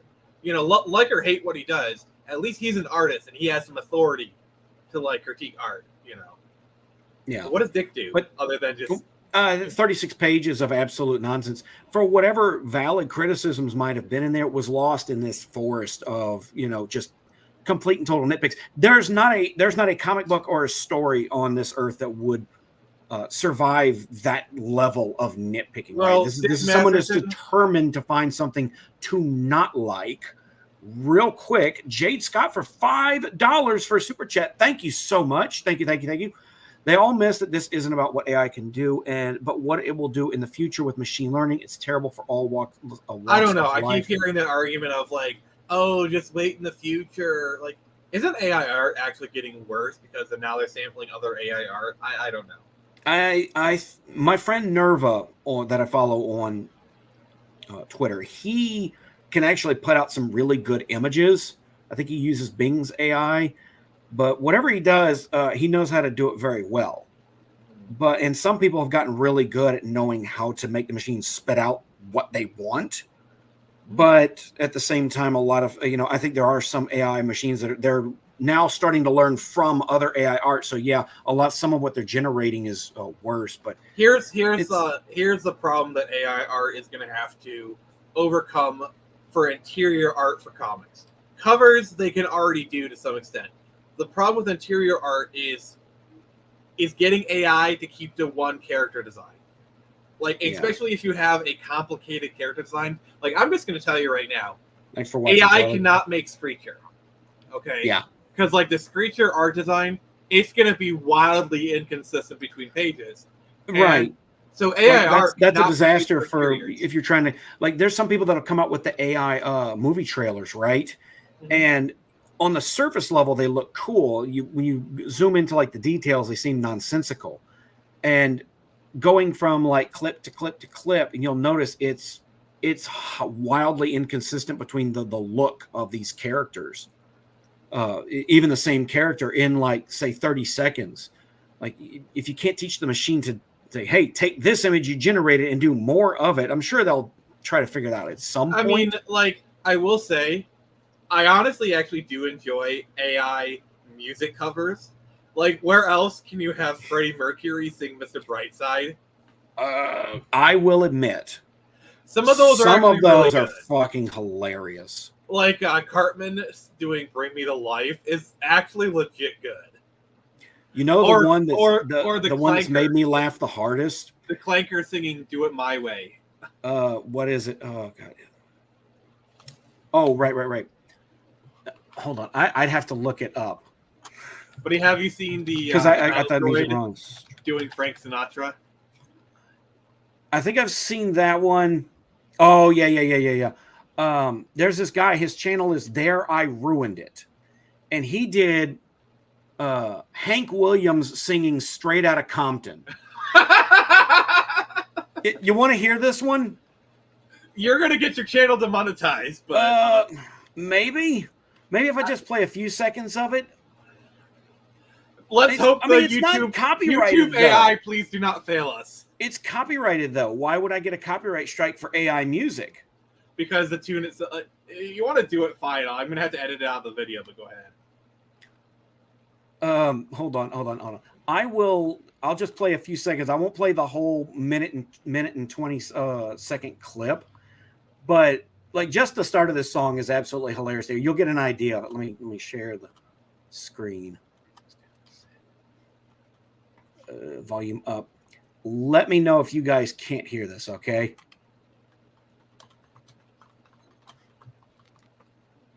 Straight out of Compton, crazy mother named Ice Cube. From the gang called Fellers with Attitude. When I'm called off, Oh my god! squeeze the trigger and bodies are hauled off. All right, I'm putting something in private chat, please. Oh, if Lord. we're gonna get demonetized, at least play some good music. I don't want to be. I can always take this out of here. Oh God. Okay, I'll give this a few seconds too. Can you hear this? Yeah. Okay. Oh Jesus Christ. How can you see It's actually kind of good. my eyes like open Scroll I'm forward gonna to skip ahead a little. warning? wait. Wake me up inside. Wake me Yeah, but that actually sounds way too much like the original song. But that's what I'm saying. It actually sounds kind of good. It is pretty funny what it can do with the voices. But yeah, like the Clanker singing "I Did It My Way" is pretty funny. There's a let me go back to this. There's a selection of AI music on Filmora, the video editor that I use, and when you look for like songs and clips, some of it's can be copyrighted, some of it's not.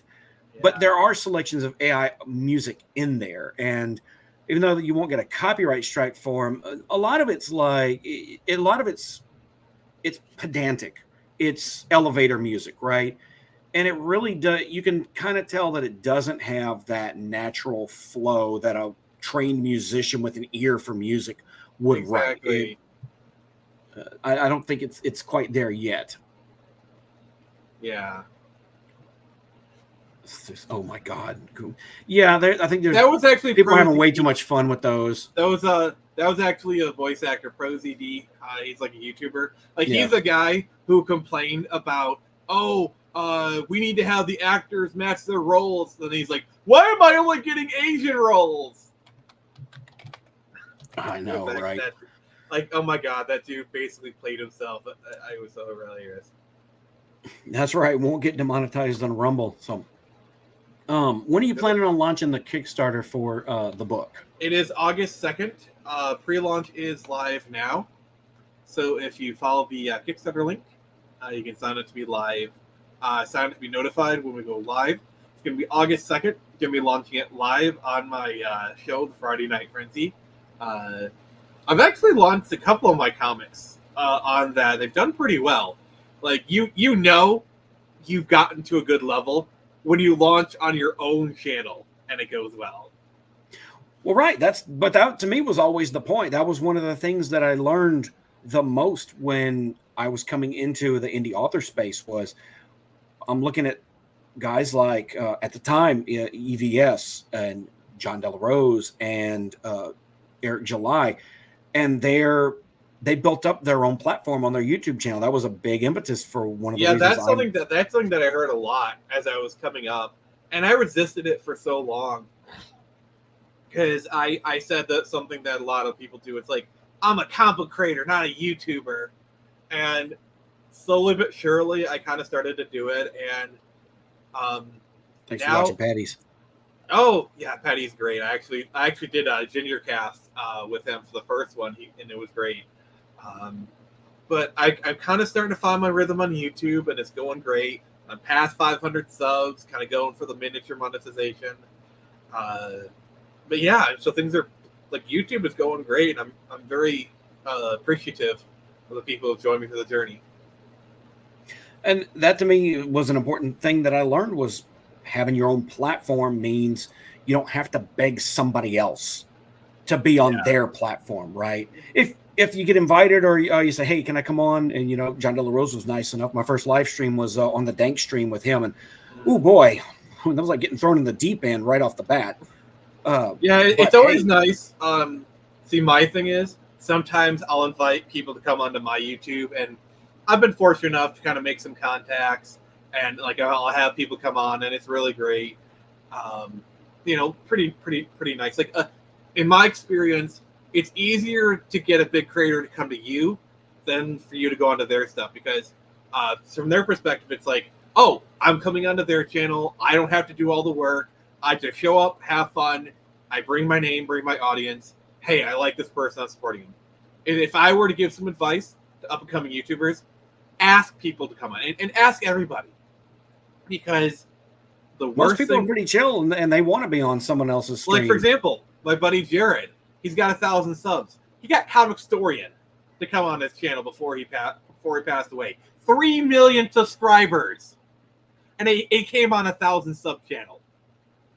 I mean, that says a lot about Comicstorian. Don't get me wrong, but just if my friend can get a 3 million, like literally one of the biggest channels in comics, to come onto his channel, you guys are good.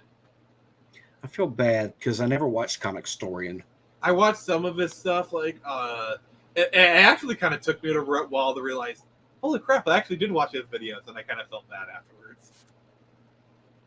Yeah, I feel bad because he passed away in a car crash, didn't he? It was an accident. Yeah. That does stink. It actually got covered by mainstream stuff like Entertainment Tonight. Like, everyone was covering it. It's really weird. Yeah, YouTubers tend not to make the news unless they're doing something big or drastic. And Royce over at the Drink It Crazy, he's been trying to figure out, kind of how to make his channel grow, and he's been trying to follow the essay style and put his live streams on a different channel. I'm weird. I like having all my stuff under the same roof. Yeah, that's for me too. Like, I've kind of been slowly transitioning into pure live stream. Like, I used to do some pre-recorded content, but they never really did too well, while my live streams tended to do pretty well. I still have, like, one pre-recorded stuff, but I think that might fade away at some point. So I'm live streaming, like, 3 to 4 times a week. And people show up and, and whatnot. So what can I say? But yeah.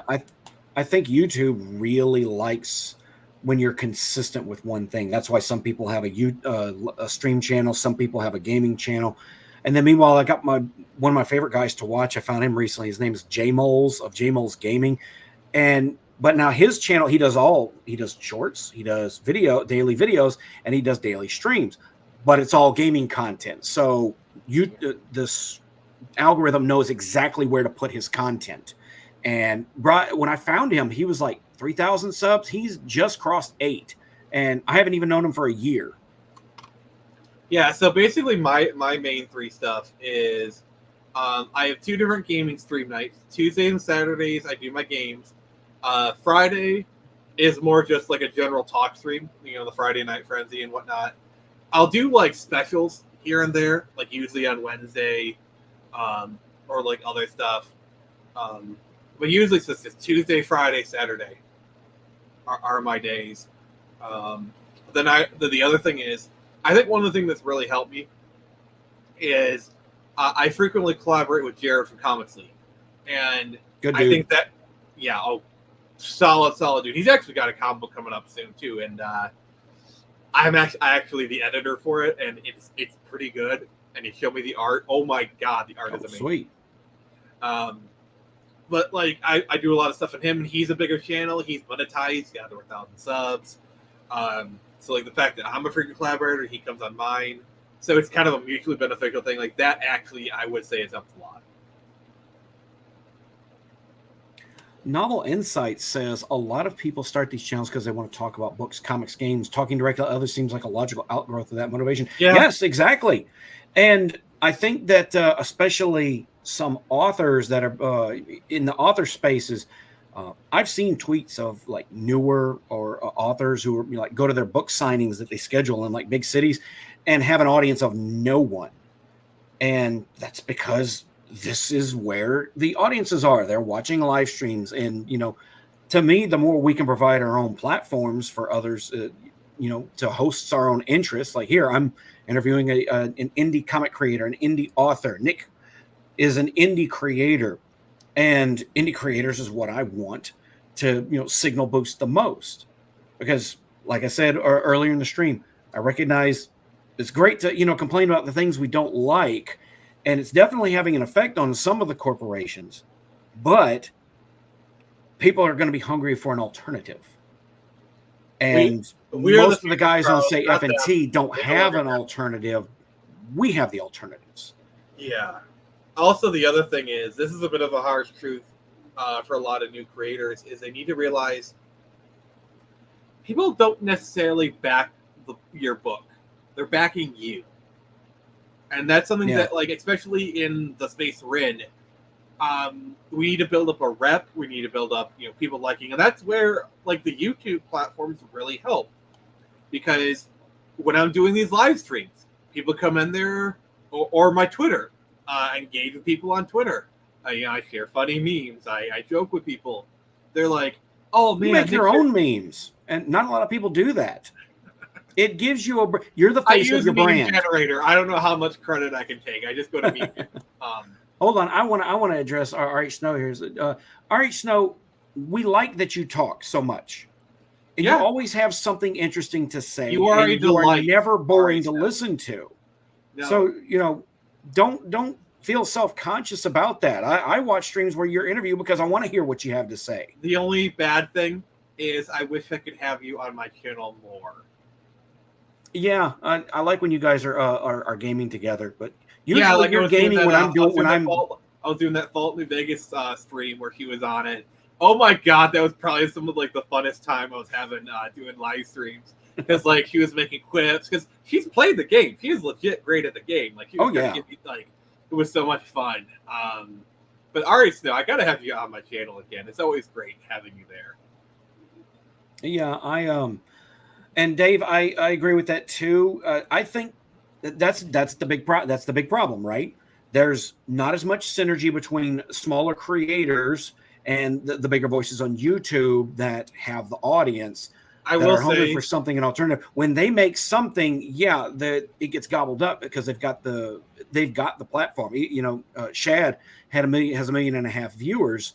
And so, his graphic novel and his novel, kind of flew off the shelves, and it got a lot of attention. I've got it I back mean, here behind Razor. me. Look at what Razor Fest. Like Razor Yeah. Fest got the platform, and I from think what it I helps hear, that- it's legit a great book. Yeah, it really is. He's And got into a little understanding bit of the controversy book he with like wanted to write. getting into Walmart before the readers, but Yeah. Understanding the kind of book that he wanted to write and what he's inspired by went a big way into understanding what kind of book you were reading. yeah, I will say this is kind of like one thing where like I do kind of agree with like the bigger YouTubers because like they come out and say like we're not obligated to host people, and like when they have the smaller people on, it's a hit to because like it's a hit to their stuff. Because like I've tried it myself. I've tried like having people on my shows, and they do like nobody watches the streams, or nobody watches those views. Like they tank.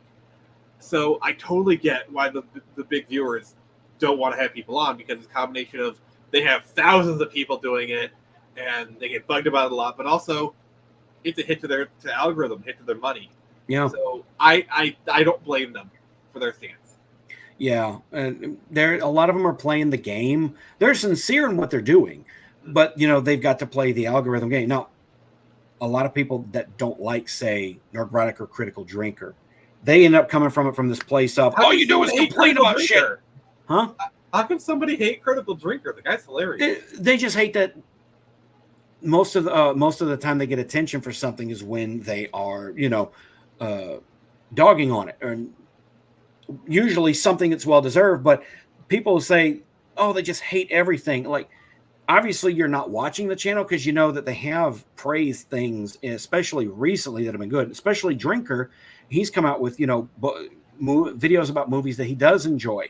They've praised things. The only like reason I One watched Piece. Andor is because of Drinker. Literally. Like that's actually Drinker is probably one of the few talking heads that I actually do enjoy watching, because he's not afraid to say if he likes something. Like his Prey review, he was like, I enjoyed it, but it had a lot of modern audience stuff in it.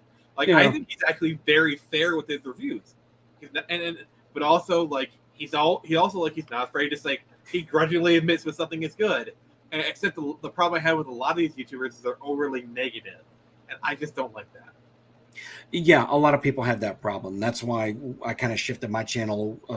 I'll shit on something every now and then if I feel like it. Because look, I don't like something. I don't like something. But I try to keep things very high level. It is like, I don't know. Sometimes I'll crap on something for like 10 minutes. It's like, okay, I got it out of my system. Let's move on to the next thing. It's fun. You get your fun out of the way, but you don't dwell on it. And look, not for nothing, YouTube again. I've heard Gary from Nerdrotic say in a live stream before why he doesn't do more positive reviews. He says because nobody watches it. Like the views, from your own audience, it's not what their audience wants it. But, well, that's also there's also the kind of thing of like Nerdrotic cultivated an audience off of negativity and crapping on stuff. So kind of what do you expect? Like that's why I've always, like, honestly, from the very start, I have been very adamant with my channel is let's have fun. We're here to have fun. Yeah. Will I crap on stuff? Yes. But I try to let's be positive. Let's just try to have fun here. And you know what? It pays off because I have an audience that are fellow shitlords, but we just like to have fun. Like, for example, Dave the Imposter, Baby Krogan, B.A. Turner. There are some people who like what I do, and they make streams fun. My streams are fun because the people that show up, they joke with me. They're fun. It's not a toxic stream because from the start, I have tried very hard to cultivate a more positive, fun, and that's the people I've attracted, and it has paid off for me. I can sum this up really easy for why I do what I do. And not for nothing, Gary from Nerdrotic, like a lot of knowledge in the comic space. He's been a big nerd for a long time. So he's not just pulling negativity out of his ass. Would you say he's a bit nerdrotic? See, that's what I mean. I do bad jokes. That was very bad. I'm gonna have to book you for that. But no, look, I was a big fan of the bigger franchises, right? I was a big fan of, a lot of stuff for a long time. Star Wars and Star Trek and I like the MCU, especially right up until when Endgame was over. Like I felt like in the pit of my gut, like this feels like they can't top this. But anyway, not to get off into that tangent, especially when it comes to indie authors, I know one fundamental truth. Every indie creator, whether you're a comics or a game or books, every indie creator wants someone to give as much of a shit about what they make as they do. And look, I've got my time freed up. Hollywood's not making anything I like. At the very least, dude, I can be that fan. I can be your biggest fan. And buy my book. Buy my book. I see B.A. Turner in the chat.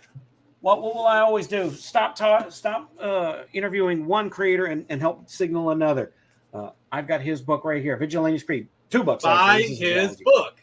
Buy his book. Love this cover, actually. Yes. At the very least, I'm just one voice with a small platform for whatever, good it's worth. I can at least be the biggest fan and a vocal voice for, someone else, for an indie creator. Because, we got to have something we got to have something to replace these franchises that are just getting run into the ground.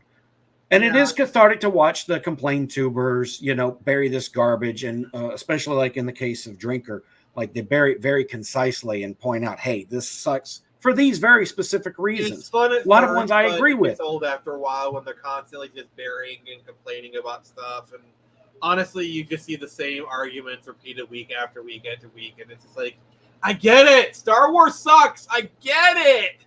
Please talk about something else. Sorry. Let's talk about Screecher. Works for me. Which I got my here. I haven't read issue 2. I want to read issue 2. You need to read issue 2. Yeah, I do. And I enjoyed it. Again, like I said, I owe you a review on that. But what was the inspiration for Screecher? Oh, God, it's been almost 2 hours and I haven't asked you that question yet. Because I like Screecher. I really do. So we're talking about, like, making your own Star Wars. Yeah. This is me making my own Batman. I'm just going to rip the Band-Aid off. I'm just going to go around and say it. I mean, not for the first time. I will say I like the owl costume. The costume to me is distinct. A little bit of shades of Stephanie Brown, a.k.a. Spoiler. Oh, that's a spoiler alert right there, bro. But still. See, he's a dad, so he understands the jokes.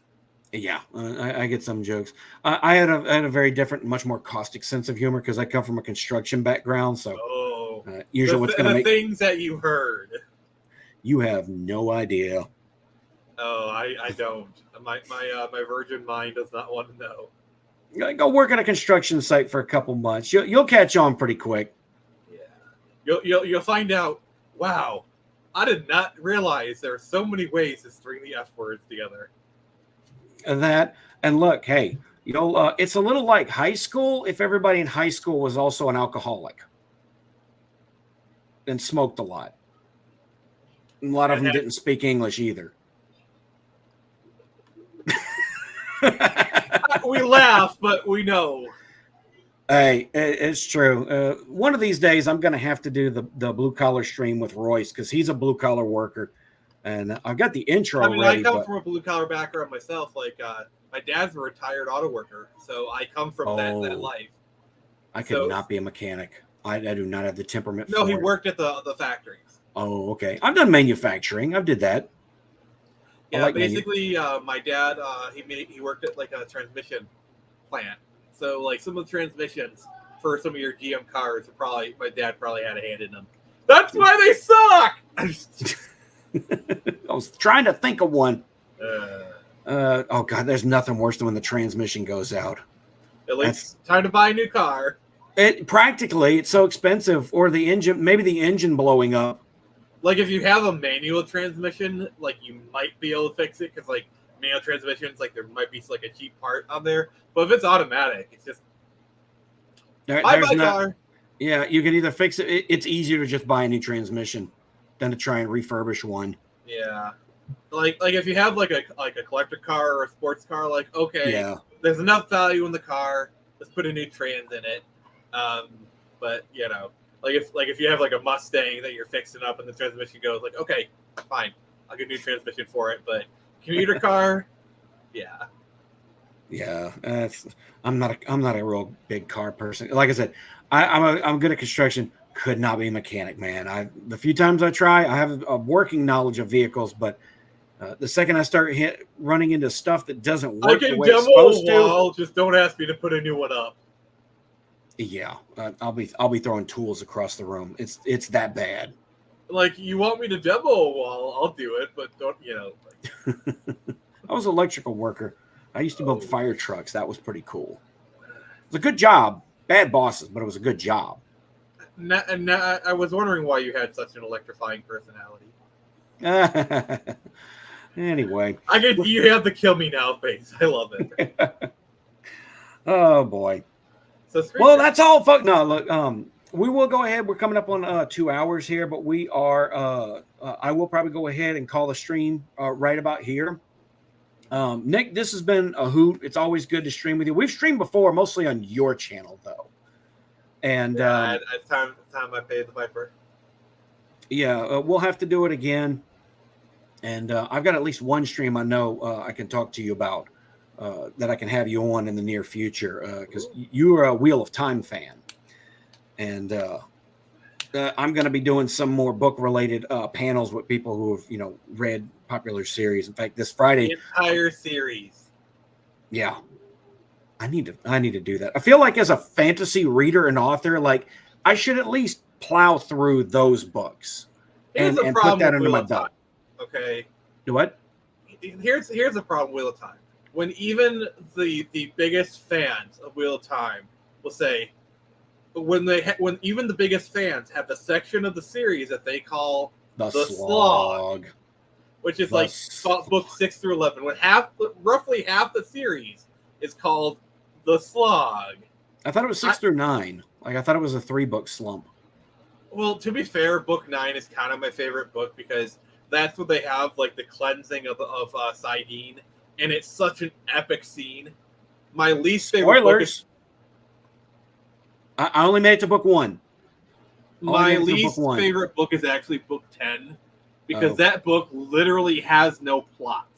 Like there's no, like each book tends to have like a plot, like an actual story they're telling. Book 10 is like, here's what this person is doing. Here's what this is. It's basically all the storylines of like all the other characters. All the other books had like a beginning, middle, and end. This one is just updates. Isn't that where Brando Sando started to take over? No, that would be book 12. The last book that RJ did was Knife of Dreams, which actually was actually a course correction because he wrote Knife of Dreams like, okay, because he was actually starting to end the series, and it was actually a lot better than book 10, and then he passed away, and then Brandon Sanderson did the last 3. Because book 13 was actually supposed to be the last book, called A Memory of Light. But it was so big, they split it up. Yeah, which I think was probably a good idea. Those last 3 books are great. I think Brandon Sanderson was a perfect choice. I remember his books under my. He did a blog post where he likened himself to a violin apprentice, where RJ was the master. He created the body of the violin, and Brandon was like, he sanded the violin, applied the varnish. And when I read that, I was like, okay, the book is in good hands because of the mindset that Brandon put himself in. Yeah. He had so much respect for RJ, and it shows in the books. That's how you do it. Dave the Impaler, I will agree with that. That Amazon show, within 1 minute of that first episode, I knew they'd screw 30 seconds. Within 30 seconds. I actually got everything wrong, and you did it on purpose. Oh my God. I actually did a Patreon exclusive watch through the first episode with Jared. I almost had an aneurysm. Because so there's a certain part in the show about 2/3 of the way in where initially in my initial watch through, I stopped it when they showed Perrin's wife. I was like, oh great, because I knew exactly what they were going to do, And they did it. Yes, because Perrin in the books he gets a wife into like book 2 or 3 called Fael. Great character. So I knew that they were going to kill her off. They were going to fridge her. And you know what?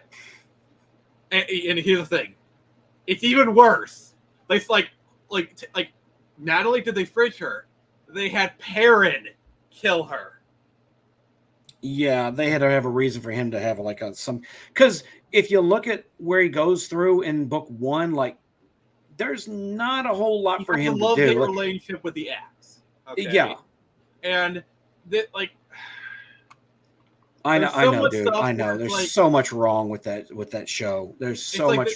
there's so much fluff added to it, so much like extra bits. See, my thing is they basically broke the lore in the first 30 seconds where they had Moraine basically like, oh, those stupid men, they broke the world. Like, bitch, men saved the world. Lew Therin and his 100 companions went and sealed the board. If it wasn't for those 100 men, we wouldn't have a world. They should have opened with the original prologue, which was Lew's Therin. You know, after he had broken the world, Have you ever like seen that would have Dragon?